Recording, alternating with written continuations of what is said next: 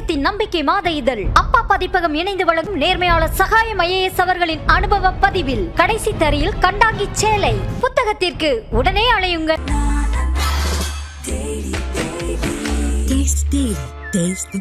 இந்த பொங்கலுக்கு பூர்விகால Vivo mobile வாங்கி up to 7,000 rupees கேஷ்பேக் பெறுங்க. அவ்வளவு பயங்கரமாக சிதைக்கப்பட்ட ஒரு பொண்ணு ஒரு மனுஷனால இப்படி நடந்திருக்கிறதுக்கு வாய்ப்பு இல்லைன்றத ஆணித்தரமா யார் அந்த சாருன்னு சொல்ற கதை தான் அங்க நம்ம கேட்க வேண்டிய ஒரு முக்கியமான இடம்.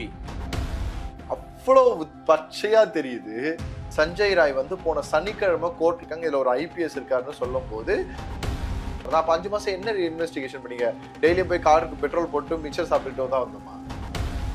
இதே கேஸ் தான் அண்ணா யூனிவர்சிட்டிக்கு வரும், எழுதி கொடுக்கட்டுமா? நான் 15 நாள் ரிமாண்டுன்னு போட்டாங்கல்ல, என்ன சொல்லுவாங்க? கேரளால நடந்த அந்த ஜூஸ் மேட்ரு கேஸ் கூட தூக்கு தண்டனை கொடுத்துருக்காங்க. அதுக்கு தூக்கு தண்டனை கொடுத்தது கூட இதுக்கு கொடுக்க வைக்கலன்னா அப்புறம் என்ன சார் வந்து? கிங் டிவி நேயர்களுக்கு வணக்கம். இன்றைய சிறப்பு நேர்காணலில் நம்முடைய இணைந்திருக்கும் சிறப்பு விருந்தினர் சமூக ஆர்வலர் திரு ஹரிகிருஷ்ணன் அவர்கள். சார் வணக்கம். வணக்கம். இது கிட்டத்தட்ட ஒரு 5 மாசமா எதிர்பார்த்தான். அதாவது கல்கட்டா அந்த RG கேர் மருத்துவமனையில் அந்த மாணவி, அதாவது பயிற்சி மாணவிக்கு ஏதாவது நீதி கிடைக்குமா அப்படின்னா கிட்டத்தட்ட 5 மாசமா எதிர்பார்த்தான். நேற்று வந்து பார்த்தீங்கன்னா அந்த சியால்டா நீதிமன்றம் இன்னைக்கு பரபரப்பு தீர்ப்பு ஒன்று கொடுத்துருக்காங்க. சஞ்சய் ராய் தான் குற்றவாளி, சாகும் வரை ஆயுள் தண்டனை அப்படின்னு சொல்லி கொடுத்துருக்காங்க. இந்த தீர்ப்பை நீங்கள் எப்படி பார்க்குறீங்க? நான் தீர்ப்பாவே பார்க்கல. என்ன தெரியும் சொல்லிட்டீங்களே? ஏன்னா இப்போ RG கேர் மருத்துவமனையில் என்ன நடந்திருக்குன்றத நம்ம எல்லாராலையும் யூகிச்சு சொல்ல முடியுது. அப்படி இருக்கும்போது சாகும் வரை ஆயுள் தண்டனைனா அந்த பேரில் ஹைலைட்டில் சாகும் வரை ஆயுள் தண்டனை தான் சரியாயிடுமா? ஆயுள் தண்டனை எவ்வளோ ரசித்து வாழ்கிற கைதிகள்லாம் இருக்காங்கன்னு தெரியுமா? ஒரு மனுஷனுக்கு தப்பு பண்ணா அந்த தவறுக்கான தண்டனை என்னன்றத இந்த உலகம் பார்த்து பயப்படணும். சாகுமறை தண்டனைன்னா அதுதான் கேட்டதோட முடிஞ்சிச்சு. நாளைக்கும் இன்னொருத்தவன் போயிடுவான், அதை அப்பீல் பண்ணலாம், என்ன வேணா பண்ணுவாங்க. அப்படி இப்படி ஏதாவது ஒரு விஷயத்துல போயிட்டே இருக்கு. இல்லை, நம்மளோட வாதம் என்னன்னா, நம்ம தொடர்ச்சியா வந்து இதை பத்தி பல இன்டர்வியூல பேசிட்டு இருக்கோம். சஞ்சய் ராய் மட்டும் குற்றவாளின்னு சொல்லி முதல்ல இங்க இருக்கிறதுலே முடிச்சு விடுறதே தப்பு. ரெண்டாவது இவங்களை சார்ந்து ஒரு அதாவது ஒரு பொண்ணு அவ்வளவு இடத்துல அடிக்கப்பட்டு அவ்வளவு காயங்களோட அவ்வளவு பயங்கரமாக சிதைக்கப்பட்ட ஒரு பொண்ணு ஒரு மனுஷனால இப்படி நடந்திருக்கிறதுக்கு வாய்ப்பு இல்லைன்றத ஆணித்தரமா எல்லாராலையும் சொல்ல முடியுது. அப்படி இருக்கும்போது யார் அந்த பின்னாடி இருக்கவங்க? இப்ப நம்ம ஊர்ல சொல்றதா யார் அந்த சாருன்னு சொல்ற கதை தான் அங்க நம்ம கேட்க வேண்டிய ஒரு முக்கியமான இடம். யார் அந்த விஐபின்னு பார்க்கணும். அதை நம்ம சொல்லவே முடியாம தடுத்து நிறுத்தி அது இல்லை சாப்டர்லயே வராமல் நீங்கள் க்ளோஸ் பண்ணதே முதல்ல தவறாக நான் பாக்குறேன். முதல் விஷயம், அங்க பேரண்ட்ஸ் கூட சொல்லும் போது சஞ்சய் ராய்க்கு நீங்க தூக்கு தண்டனை கொடுக்கணுன்றதை நாங்க எதிர்பார்க்கிறோம், அதுல தப்பே கிடையாது. ஆனா சஞ்சய் ராய் மாதிரி இன்னும் எத்தனை பேர் இருந்தாங்கன்றத சொல்லுங்கன்றத சொல்றாங்க. அப்ப அதை பத்தியே பேசாமல் நகர்ந்து போறது வந்து இந்த இடத்த எப்படி தெளிவுபடுத்துதுன்னா, பணம் இருக்கிறவன் தான் ஜெயிப்பான் அப்படின்றது ரொம்ப தெளிவு பண்ணிடு. பணம் இருக்கவன் தப்பிச்சிருவான். தப்பிச்சு அவன் வாழ்க்கையை வாழ்வான்ப்பா. நீ என்ன வேணா பண்ணிட்டு ஜாலியா இரு. உங்ககிட்ட பணம் இருக்கா, உங்ககிட்ட 1000 ரூபாய் இருக்கா, 1000 ரூபாய் இருந்தா 1000 ரூபாய்க்கு ஏற்ற மாதிரி தப்பு பண்ணு. மேபி நீதி விற்கப்படும்னு போர்டு தான் வைக்கணும் போல இருக்கு. இங்கு நீதி விற்கப்படும் அப்படின்ட்டுன்னு இந்த பார்த்திபன் வடிவேலு காமல இங்கு மீன்கள் விற்கப்படும், மீன்கள் விற்கப்படும்னு எடுத்து வைக்கிற மாதிரி போடணும் போல இருக்கு. ஏன்னா ஒரு மனுஷன் எப்பேற்பட்ட இடத்துல இருந்து அந்த பொண்ணு வந்து ஒரு இடத்துல சிதைச்சு போயிருக்கு, அந்த பொண்ணு வந்து இறந்து போயிருக்கு. சார் நம்ம இது இந்த கேஸ் வந்து ஒரு ரீகால் பண்ணி பார்ப்போம், நிறைய புது ஆடியன்ஸ்க்காக சொல்றேன். கண்டிப்பா ஆகஸ்ட் மாசம் அந்த பொண்ணு வந்து திடீர்னு காலையில ஒரு 9-9:30 மணிக்கு போய் பார்க்கும்போது ரவுண்ட்ஸ் போன டாக்டர் ஒரு போய் பார்க்குறாங்க. பார்க்கும்போது அந்த பொண்ணு வந்து பயங்கரமா சிதலமடைஞ்சு எல்லா இடங்களும் உடைக்கப்பட்டு உடல் ஃபுல்லாவே ரத்த காயங்களோட அந்த பொண்ணு வந்து நல்ல கொடூரம் இழைக்கப்பட்டு இறந்து போயிருக்கிறத ஒரு சடலத்தை பார்க்குறாங்க. யாருன்னு பார்த்தா PG டாக்டர் படிக்கக்கூடிய அந்த ஒரு 31 வயசு தக்க ஒரு டாக்டர் மருத்துவர். இதை உடனே அங்கே இன்ஃபர்மேஷன் கொடுக்குறாங்க. 9:30 மணிக்கு இன்ஃபர்மேஷன் கொடுக்குற அந்த டீட்டெயில்ஸு அந்த காலேஜோட டீன் பிரின்சிபல்னு சொல்லக்கூடிய சந்தீப் கோஷ்க்கு போகிற டைம் 10:30க்கும் என்னவோ கிட்டத்தட்ட 10-20-50 நிமிஷம் டிலேவாக தான் போகுது. அதுவே தப்பு. முதல்ல ஒரு கால் ஒரு இடத்துல நடந்திருக்குன்னா அதோட இன்சார்ஜ்க்கே 40-50 நிமிஷம் கழிச்சு தான் இன்ஃபர்மேஷன் போயிருக்கு. இதெல்லாம் நம்ம வந்து என்கொயரிலேருந்து எடுத்த டேட்டா வச்சு நான் சொல்கிறேன். அடுத்ததா அந்த இடத்துக்கு வந்து ஒரு லோக்கல் அந்த ஹாஸ்பிட்டலுக்குன்னு இருக்கக்கூடிய போலீஸ், அடுத்த போலீஸ், அடுத்து வந்து DCP, இப்படி ஒவ்வொருத்தராக விரைய என்ன நடந்திருக்குன்னு பார்க்குறாங்க. அப்புறமா வந்து அந்த CCTV கேமரா சர்வலைன்ஸ் ஃபுட்டேஜஸ்லாம் வச்சு அந்த சஞ்சய் ராயை வந்து போனான்றதை பண்றாங்க. அப்புறம் அவன் தான் பண்ணான்றதை கன்ஃபர்மேஷன் பண்றாங்க. அவனே ஒப்புதல் வாக்குமூலம் அளித்ததாக தகவலை வெளியிடுறாங்க. அப்புறம் அவங்க பேரண்ட்ஸ்க்கு வந்து இது நடந்துட்டு இருக்க அதே டைம்ல அவங்க பேரண்ட்ஸ்க்கு வந்து முதல் ஒரு கால் போகுது. இந்த மாதிரி உங்க பொண்ணு வந்து ஹாஸ்பிட்டல்ல ட்ரீட்மெண்ட்ல இருக்கா வான் அப்படின்ற ஒரு வார்த்தை விடுறாங்க. 2வது திருப்பி கால் போகுது, சீக்கிரமா கிளம்பி வாங்க அப்படின்னு சொல்றாங்க.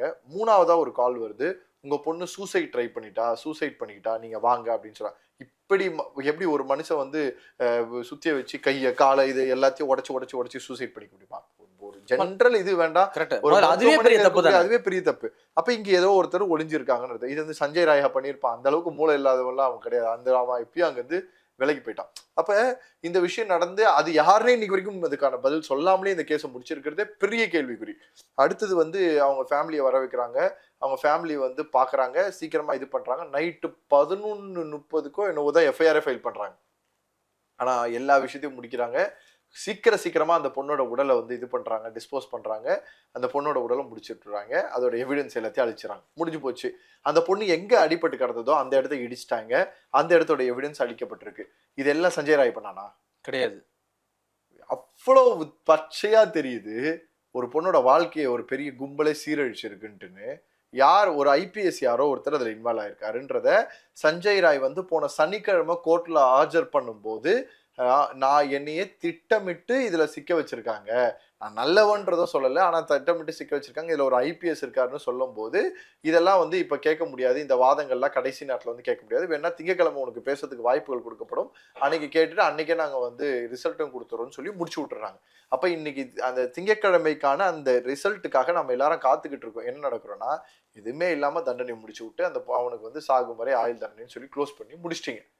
அப்ப இவ்வளவு நடந்தது என்ன? அந்த வீட்டுக்கு கால் பண்ணது யாரு?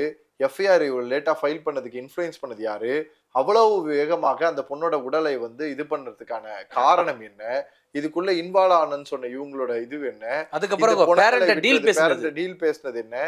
சிபிஐ அந்த பேரண்ட்ஸ் கிட்ட போய் என்கொயரியே பண்ணலையாம்.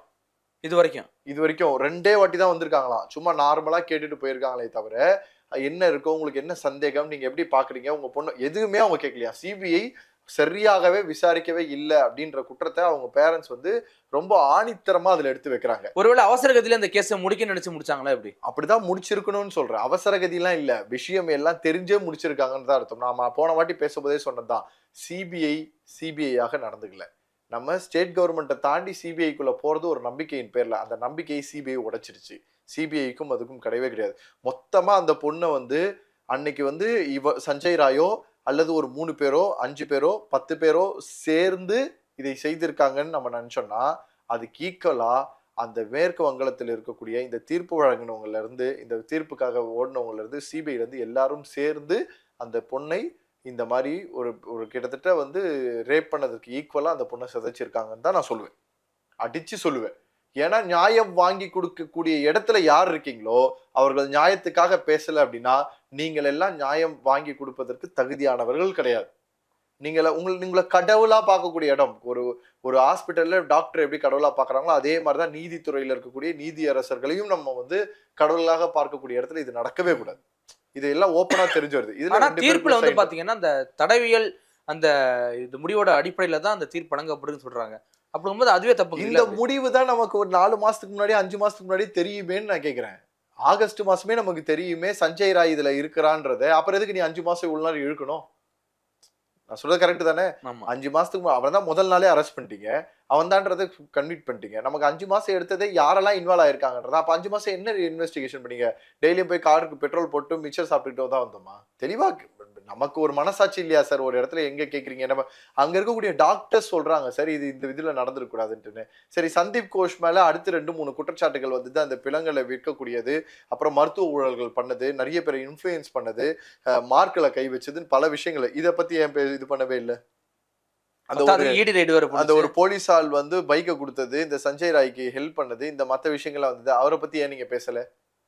யார் இந்த சாருன்னு ஒரு அந்த போன்ல பேசினான்ற அந்த ஒரு விஷயத்தை வச்சே இவ்வளவு தூரம் நம்ம பேச முடிஞ்சது. எப்படி நீ இதை விட்டு தருவீங்க?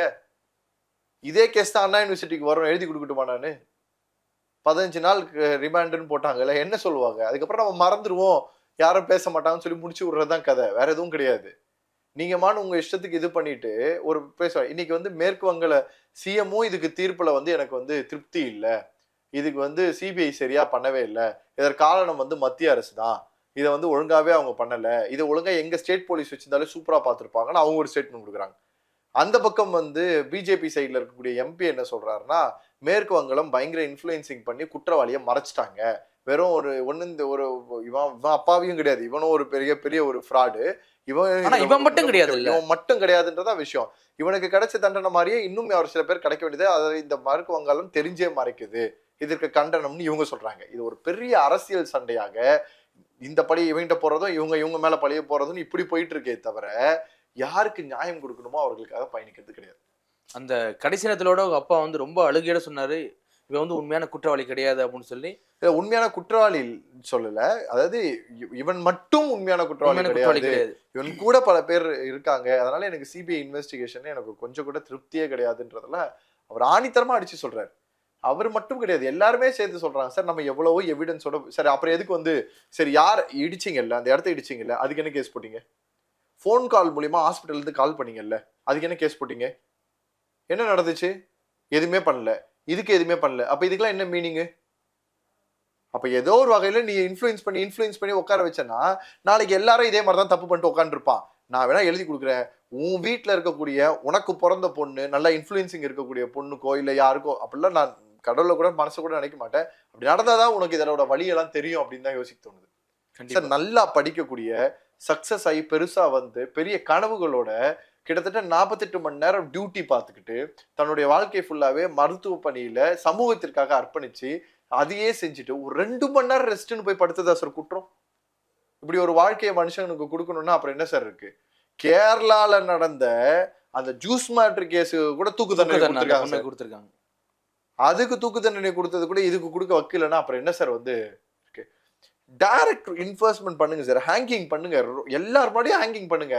நீ தண்டனைன்றது வந்து அவன் செய்த தண்டனைக்கு மட்டுமல்ல, இந்த தண்டனைகள் அப்படின்றது வந்து அடுத்தவர்களும் இந்த மாதிரி ஒரு விஷயத்த பண்ணிடக்கூடாதுன்றதுக்காக கொடுக்கப்படுறதுதான் தண்டனை.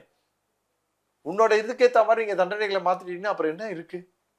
அதனால எதுக்கு சித்திரவதை பண்ணி அந்த பொண்ணை கொன்னுட்டு, ஆனா இப்ப வந்து சஞ்சய் இல்ல பாருங்க எப்படி, அதாவது ஒருத்தர் பண்ணாங்க அப்படின்னா அந்த ஒருத்தர் எப்படி பண்ணிருப்பாங்க, என்னென்னலாம் நடந்திருக்குன்ற டீடைல் ரிப்போர்ட் நமக்கு வரணும். இப்ப இந்த சோளக்காடு இன்சிடென்ட்ல அந்த பொண்ணை இது பண்ணாங்க அப்படின்றத அந்த பொண்ணு தலையில அடிச்சிருக்கான், அவனை வந்து இணங்க சொல்லி கேட்டிருக்கான், அது கேட்கல, அதுக்கப்புறம் இது பண்ணிருக்கான், அதுக்கப்புறம் கழுத்தை நெரிச்சு கொண்டிருக்கான், இவ்வளவு ஃபுல் டீடைல் ரிப்போர்ட் அங்க என்ன நடந்துச்சுன்றது வந்துச்சு. இதுல இருந்து என்ன ரிப்போர்ட் வந்துச்சு? எப்படி அவன் உள்ள கூட்டு போனா, இல்ல அந்த பொண்ணு முன்னாடியே படுத்துட்டு இருந்துச்சா, இல்லை இவன் போய் எதையாவது வச்சு அடிச்சு துன்புறுத்திட்டு தான் இது பண்ணா, எதுவுமே நமக்கு வரலாம எப்படி ஒரு கேஸ் முடிப்பீங்க? அதானே கன்க்ளூஷனுக்கு எப்படி வர முடியும்? என்ன நடந்திருக்குன்ற விஷயங்கள் எவிடன்ஸ் ஃபேக்டர்ஸோட நீங்க வெறும் வந்து நம்ம இயர்போன் எல்லாம், அதுதான் சொல்றோம். சஞ்சய் ராய் இதுல குற்றமற்றவன் நான் சொல்லல, சஞ்சய் ராய் குற்றமானவன் தான். ஆனால் சஞ்சய் ராயோட குற்றம் செய்தவர்கள் யார் யார்? அவனே ஒரு வார்த்தை கேட்கிறான், என்ன சொல்றான், நான் வந்து அப்படி பண்றேன்றது நீங்க சொல்ற மாதிரியே இருக்கும்போது நான் ஒருத்தவன் தான் அப்படின்னா என்னைய வந்து பிடிக்கிறதுக்கு இருக்கக்கூடிய ஒரே ஒரு இது, என் கழுத்துல ஒரு கயிறு இருந்தது, ருத்ராட்ச கயிறு மாலை இருந்தது, பிடிச்சி இழுத்துருக்கலாமே, அதை அறந்துருக்கலாமே, ஏன் அறல? அப்பனா இவன் பண்ணவே இல்லை. ஆனா இவன் மட்டும் இருந்திருந்தானா அது ஈஸியா அந்த பொண்ணால எஸ்கேப். சார் நீங்க எப்பேற்பட்ட வீக்கஸ்ட் பாடியா ஒரு விஷயம் இருந்தா கூட கையில கிடைக்கிற ஒரு பொருளை வச்சு அடிச்சிருக்க முடியும். என்ன வேணா ஒருத்தரா இருந்தா அவ எவ்வளவு பெரிய பலசாலியாக இருந்தாலும் அதுல இருந்து தப்பிச்சிருக்க முடியும். சாகிற அளவுக்கு அவங்க அடி வாங்க முடியாது. ஒருத்தனால சாகிற அளவுக்கு அடிக்கவும் முடியாது, ஏன்னா அடிச்சாலும் வலிக்கும். அடி வாங்குறதுக்கு மட்டும் வலிக்காது, அடிச்சாலும் வலிக்கும். அப்ப இந்த பொண்ணை பெரிய ஒரு கூட்டம் மிகப்பெரிய சித்திரவதையை ஏற்படுத்தி அந்த பொண்ணோட வாழ்க்கையை சீரடித்து விட்டு மொத்த பழியையும் பண வசதி இல்லாத ஒருத்தவங்க மேல தூக்கி போட்டுட்டு இவங்க ஃபுல்லா எஸ்கேப் ஆயிட்டாங்க. இல்ல நம்ம பேசும்போதே பார்த்தா அந்த பொண்ணு இறந்த பிறகும் பாத்தீங்கன்னா அந்த பொண்ணை பாலியல் பலாத்காரம் பண்ணியிருக்காங்க, அப்பெல்லாம் நம்ம பேசிட்டு இருந்தோம். நிறைய இருந்தது, ஸ்பெரம் இருந்ததுன்னு சொன்னாங்க, எவ்வளவு விஷயங்கள் அந்த பொண்ணோட இதுல இருந்து நம்ம எடுத்துட்டு வந்தாங்க. பட் இதெல்லாம் தொடர்ந்து நம்ம பார்க்க நமக்கு மனசுதான் வலிக்குதே தவிர இதை இப்ப என்ன பண்றதே தெரியல. இதை ரீஓபன் பண்ணுவாங்களா, அது உண்மையான குற்றவாளிகளை கண்டுபிடிப்பாங்களா? இப்ப இவன் செத்து போயிட்டானா சார், நீங்க வந்து எப்படி வந்து உண்மையை கண்டுபிடிப்பீங்க? செஞ்சதோட முடிஞ்சிருச்சு. அப்ப யாருன்றதை கண்டுபிடிக்கிறதுக்கான, சார் ஒரு குற்றவாளியை கண்டுபிடிச்ச நீங்க, அவன் தான் கோர்ட்ல ஓப்பனா சொல்றானே அந்த ஐபிஎஸ்னு ஒரு வார்த்தையை சொல்றான்ல, ஏன் அதுக்கப்புறம் நீங்க விசாரிக்கல?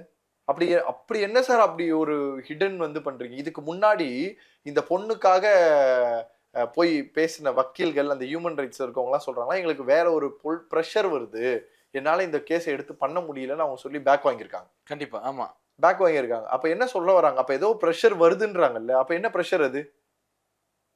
அப்ப இங்க எப்பயோ முக்கியமான ஜாம்பவான் இதுல இருக்கான். அவனை மறைக்கிறதுக்காக ஒருத்தனோட வாழ்க்கையை முடிச்சு விட்டாங்க. கண்டிப்பா நீதி கிடைக்கிற மாதிரி தொடர்ச்சியா பேசுவோம். மிக்க நன்றி சார். நன்றி. தேசத்தின் நம்பிக்கை மாத இதழ் அப்பா பதிப்பகம் இணைந்து வழங்கும் நேர்மையாளர் சகாயம் IAS அவர்களின் அனுபவ பதிவில் கடைசி தரையில் கண்டாங்கி சேலை. புத்தகத்திற்கு உடனே அழையுங்கள்.